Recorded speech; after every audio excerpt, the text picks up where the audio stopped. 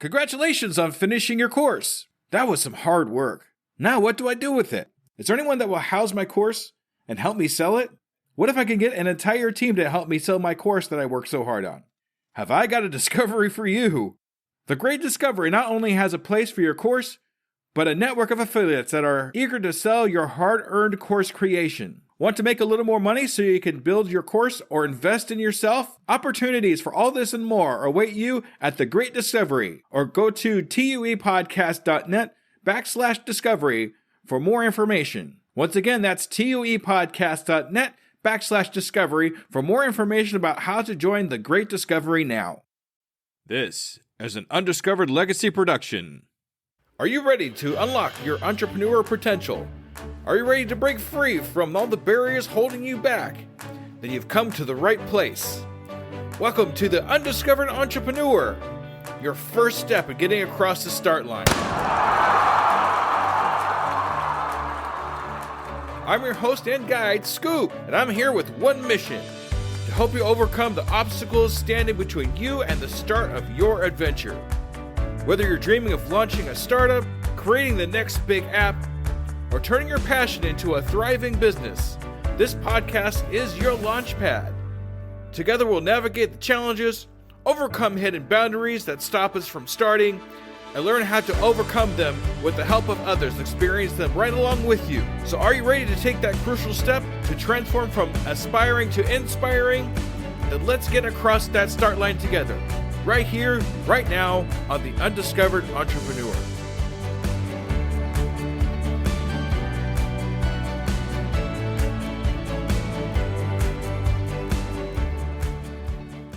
Hello, Scoop Believers. Welcome to my very first stage talk about what I like to talk about in my podcast all the time: the 4 hurdles of stop, the 4 things we come across most when we talk about starting an entrepreneur adventure and what actually stops us from starting. First of all, I'd like to give a huge thank you to the 4 Seasons Inn for letting me use their stage. This place is great, and please look us up in Branson, Missouri. Give them a shot. It's really awesome.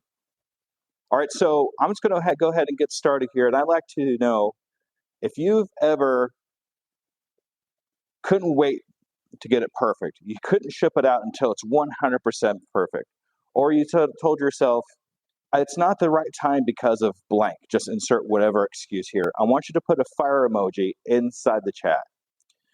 And then also, if you feel like you're not worthy of what you're doing, or you feel like, I don't know, you just, what am I doing here?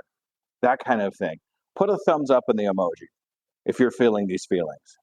If you've never feel like you could even get started, if you can't even feel like you can get across the start line in your entrepreneur adventure, put a 100% sign in the chat right now.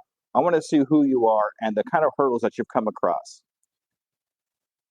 If you felt any of these things, then I want to say congratulations to you, because you are showing the signs of an entrepreneur and starting your entrepreneur journey. Now, I can hear you now. What are you talking about? If I'm feeling these feelings, why does this feel like I'm not actually getting started? If I'm feeling these feelings, what does that even mean?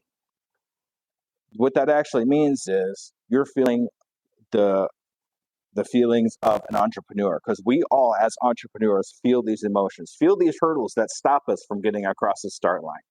So let's all kind of think about that as we go along in our entrepreneur adventure. Let's take these positive things, these negative things, and turn them into positive things, because these are the things that are going to get us across the start line in our entrepreneurial adventure, as long as we can recognize these things. So in this talk, I'm actually going to go into detail about these hurdles of your entrepreneur adventure, these hurdles that are stopping you from getting us across the start line. And I'm going to talk about 3 of them, and then the 4th one at the end, because the 4th one's going to be the most important one. So the first one we're going to talk about today is imposter syndrome. So Meryl Streep said, you think to yourself, why would anyone want to see me in a movie? I don't even know how to act anyway, so who am I to do this? And even Michelle Obama said, I still have a bit of imposter syndrome, that feeling that everybody's looking to me, but what do I know? even the most important people that we come across on our day-to-day basis will all have some sort of imposter syndrome or the feelings of imposter syndrome. So what we're going to do here is go over a few of the things. There's the obvious ones obvious hurdles, obvious feelings that we have that we know that are imposter syndrome. But there are a couple of them out there that we're not exactly sure if this is imposter syndrome, what even these feelings are. So I'm going to kind of go over the ones that aren't exactly 100% obvious to us that they're imposter syndrome. So one of the main ones that I like to talk about is crediting your luck to something else. I was just lucky, I guess. Or I was just at the right place at the right time, not giving ourselves the credit for the work that we've done to get to where we are in our entrepreneur adventure. We got to give ourselves the credit. It's not talking ourselves up or, bragging or anything like that. It's giving ourselves the credit that we deserve for the hard work that we do in our entrepreneur adventure. The other one I like to talk about is overworking ourselves, where we just work just to meet the expectations we have for ourselves. We got to do this hard work now so we can prove to ourselves that we are who we say we are. But the problem with that is it leads to overwork to meet those expectations, eventually leads to burnout and decline of the quality of work that we do, and even the neglect of our relationships. And I'm sure you can see that a lot of people that do a lot of hard work, they tend to neglect their friends and then they tend to neglect their family, their loved ones, just so they can get this work done. We can't do that in our entrepreneur adventure. I know we want to meet these expectations. I know we want to get the word out there and that kind of thing. But if we work too hard, it's going to cause burnout, and that's no good for anybody. Also, downplaying our accomplishments. It's okay, yeah, I did okay. Yeah, I did my best. This is one that I really had a problem with when I was going through my entrepreneur adventure, because it's nice to get accolades and get compliments from people. At the same time, you kind of feel like, oh, I don't deserve them. I don't deserve these compliments. No, you do deserve these compliments because we worked hard to get to where we're at. So always keep it in mind too. Don't downplay your accomplishments. Be proud of your accomplishments. Be proud of what you do in your entrepreneurial venture, whether it be something online or something physical. Don't minimize your accomplishments. And then some of the obvious ones, who am I? Who am I to do this? That's one of my biggest ones too. When I first started my entrepreneurial venture and I started my podcast, you wouldn't have known who I was 3 years ago, because I was like, all these compliments, anything that I was doing, stay away. I don't want to know any of this stuff. It's not easy. It's simple, but it's not easy. Whatever you say, the words that come out of your mouth are your reality. You got to understand there's a lot of people that don't know what you know. Whatever you're doing, there's always somebody that's 10% behind you. So be open to helping those people and understanding that they might not know what you know. You personally might think it's common knowledge. But as you go along, you realize it's not common knowledge. I've come across that time and time again when I ask somebody a question and I surprise myself that they don't know the answer to it. That really means it's not common knowledge. So make sure you give yourself the accolades when you talk about those things and understand that people want to know what you know. So I'm going to talk about another one, perfectionism. Perfectionism is a really big one right now too. While one person hesitates because they feel inferior, the other is making mistakes and becoming superior. And that was from Henry Link. So let's explore this thing called perfectionism. Overthinking causes delays. When we want to get into perfectionism, a lot of times what will happen is we want it to be perfect all the time and every time, and that'll actually stifle us. It'll turn into, what do you want to call it? It'll turn into procrastination. It's kind of weird to kind of equal those two together, procrastination and perfectionism. We want it to be perfect, but we don't release anything until it's perfect, so we stop releasing it. Have you ever been to the point where you're like, okay, I'm going to release this thing on this day, and just before that day happens, there's a little something that you want to change, a little tweak that you want to make, so you put off the release date. And then the release date comes and you want to put it off again and again and again and again. Why? Why are we not putting that out there now so we can get information from our customers and find out what really needs to happen, what really needs to change? Heck, they might even like it the way it is right now, and you start making money off it that way. What we really need to do here is what Gary Vee says, to just ship it. Put it out there in the world and see what happens with it and make adjustments on the way. That way we know exactly what our customers want and we can adjust it for them. Don't make it for yourself. Make it for your customers. When you're not asking your customers what they want in your product, you're making it for yourself. You have no idea what your customers want until you get it out there and see their reaction to it. Don't make things for yourself. Make things for your customers. Make things for the people that follow you. Resource drain. This is a big one too. As we go along our entrepreneur adventure and we want things to be perfect, we use up resources to make it perfect, whether it be time, whether it be money, whether it be effort. This is all things we're putting into our product to make it perfect. But we keep dumping stuff in there. If we keep dumping stuff in there, we're going to start burning out again. We're going to use a lot of money that we don't have to use because we keep trying to make it perfect. So instead of trying to make it perfect and dumping all these resources in there, just put out your smallest viable product, the one product that you know is going to at least work, and see what happens. Missed opportunities. This is a big one too. As you're trying to go along in your entrepreneur adventure, the opportunities that you can have that you miss because you think your product isn't perfect. Somebody could come up to you and say, I really like what you're doing. And you'll say to yourself, oh, that's great, but it's not ready to go yet. It's not 100% perfect yet. So you don't put it out. Missed opportunities versus progress. It's okay to put B- work out there. It's all right to do that because that's where we all start. Nothing we do out here is 100% perfect. So be okay with releasing B- work out there and then let it grow from there. And remember, you're making this for your customers, not for yourself. So all these things that we've talked about up to this point, perfectionism, imposter syndrome, and now we're going to talk about failure.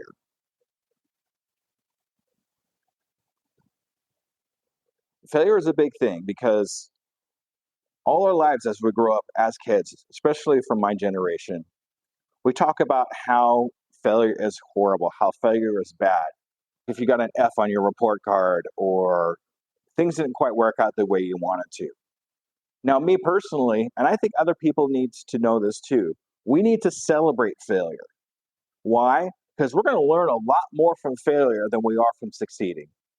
When we succeed, that's great. We finally put something out there and it worked. But what did we really learn from that success? Failure, on the other hand, it didn't work, but what can we learn from that failure till we can move that into our next entrepreneur venture, into our next product? And that way we could learn what other people want for your product or for your next product or for your podcast. Who knows? It really depends on what you're doing and how you handle that is what makes us do what we do. So celebrate your failures. Don't be afraid to celebrate your failures. We must refrain from giving failure a bad name. We have to unlearn what we've learned up to this point when it comes to failure.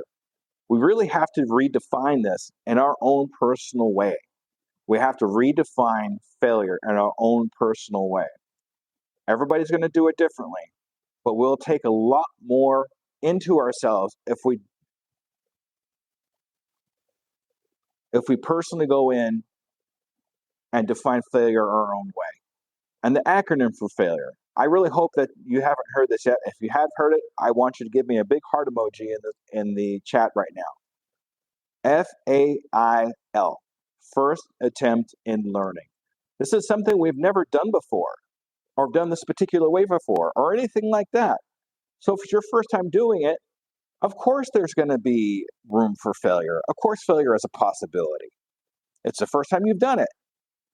And take the learnings from that experience and make something even better. So I'm going to give you my personal story on failure and how it actually worked out for me. My podcast, if you've been following me for the last 3 years, you've probably heard this story already, but if this is the first time you're hearing this, My podcast was actually the product of a failure. When I first started, I wanted to be a karaoke DJ and a music DJ. I love EDM music and I wanted to be a part of it. But I had no equipment, no microphones, absolutely nothing. So I thought, okay, here's what I'll do. I'll start a GoFundMe page and everybody will just give me money. And obviously, that didn't work. I only got a couple $100s in a couple months, and that was from my mom. I'm sure that she wanted to help me out, so I felt good about what I was doing. So after that failure, there's two ways I could have gone with it. Way number one, I could have just threw my hands up in the air and said, okay, I'm done. That's it. I don't want to do this anymore. It's not meant for me. Or I could say, all right, it didn't work, but why didn't it work? Let's research and figure out why things didn't go the way I wanted it to go. So I started researching. I went that way. I went the research way. And I found podcasting. Was podcasting my main goal at the time? No. But if I didn't have that failure, I never would have went to look for podcasting and what podcasting was about and learned about what I learned. And these last 3 years podcasting has been absolutely amazing. So even though you have a failure, it's going to lead you into something different. It could lead you into a pivot into something else that you like even better. It could help you learn what you need to do to grow your business. You could change your product, your physical product, just a little bit to make it that little bit better because it didn't work out this time. There's so many ways that you can improve through failure. So make sure you celebrate the failure. So what failures have you come across? What failures have you experienced that turned into something even better? I want to hear about it. If you want to put in a little thing in the chat there, just a little couple of words to say what happened with you in that failure, that would be fantastic.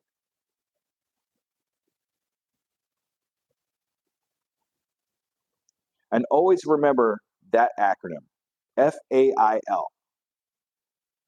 first attempt in learning.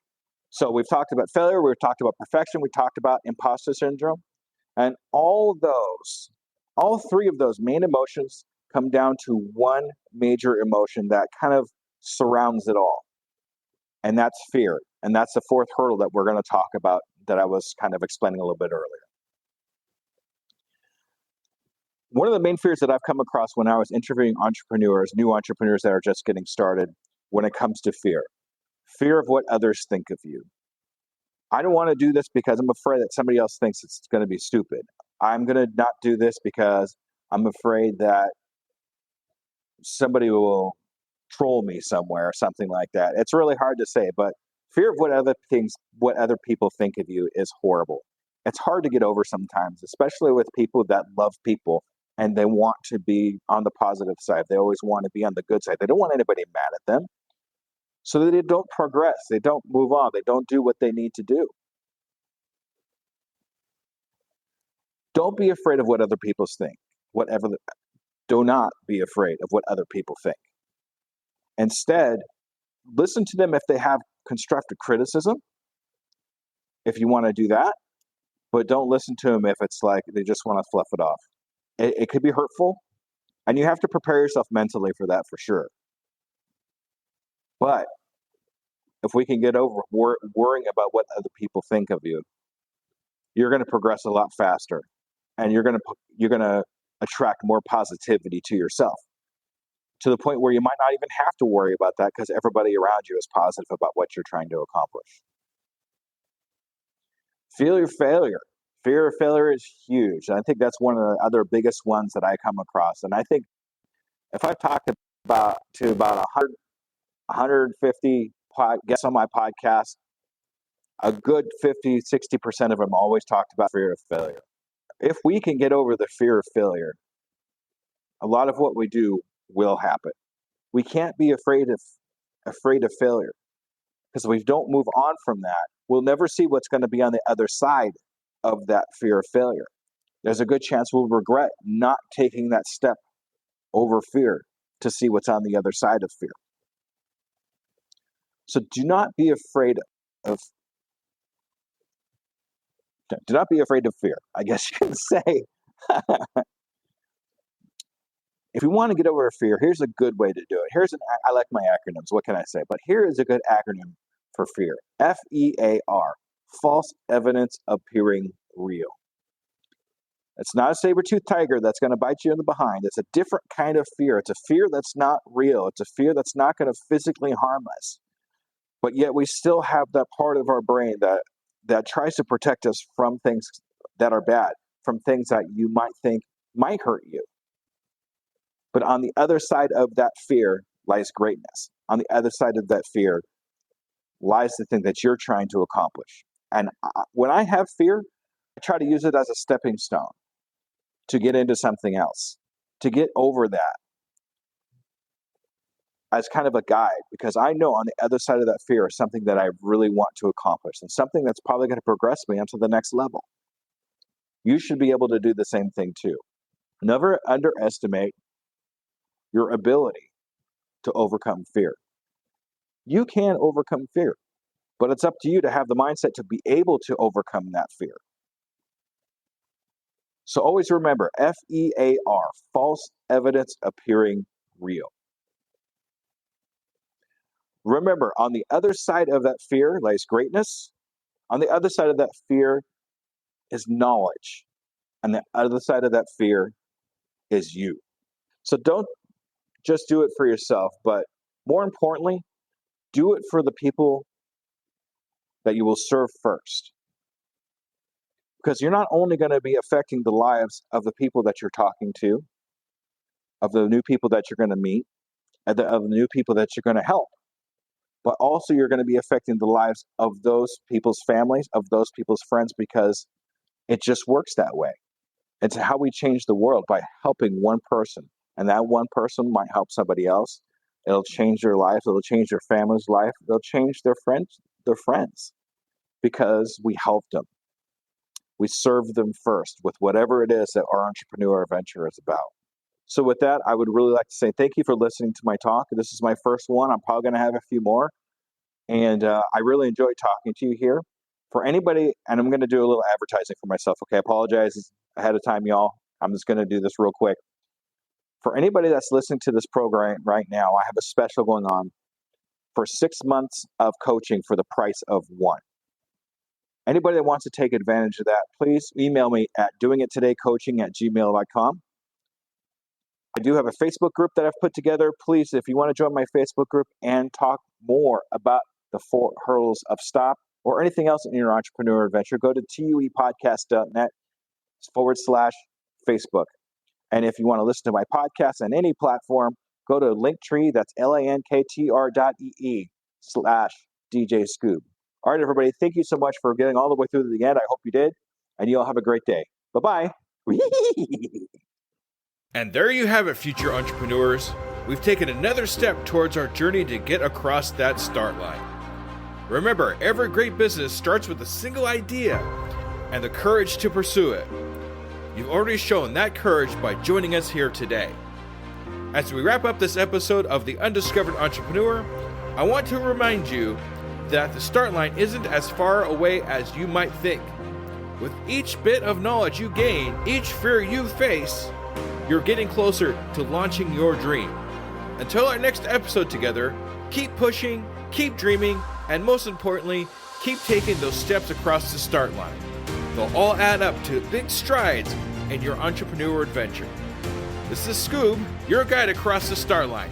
Remember, your future is waiting. I can, I am, I will, and I'm doing it today.